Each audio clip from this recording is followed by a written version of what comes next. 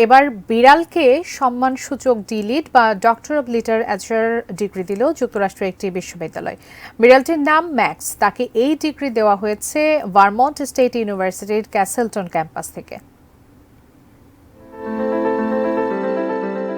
স্নাতক শিক্ষার্থীদের সমাপনী অনুষ্ঠানে একটি বিড়ালকে ডক্টরেট ডিগ্রিতে ভূষিত করেছে ভারমন্ট স্টেট ইউনিভার্সিটি।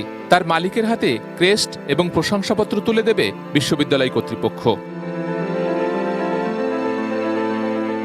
বিশ্ববিদ্যালয়টির ক্যাসেলটন ক্যাম্পাসের মূল প্রবেশদ্বারের কাছে একটি পরিবারের সঙ্গে থাকে ম্যাক্স। ফেসবুক পোস্টে বিশ্ববিদ্যালয় বলছে, ম্যাক্স দ্য ক্যাট অনেক বছর ধরেই ক্যাসেলটন পরিবারের একজন আদুরে সদস্য।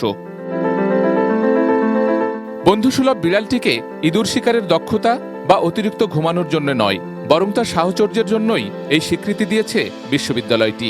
বিড়ালের মালিক অ্যাশলে ডো বলেন, বিড়ালটি প্রায় 4 বছর ধরে ক্যাম্পাসে আসা যাওয়া করছে। তাকে পথের ধারে শুয়ে থাকতে দেখলে সবাই তার সঙ্গে সেলফি তোলে। Max, he's been the emotional support animal for Castleton for about 4 years now.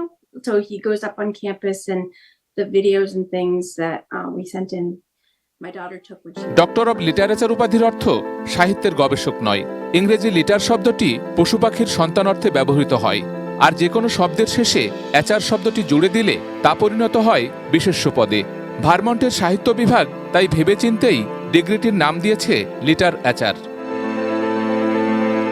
Sheikh সালাম, ডেস্ক রিপোর্ট, ATN নিউজ।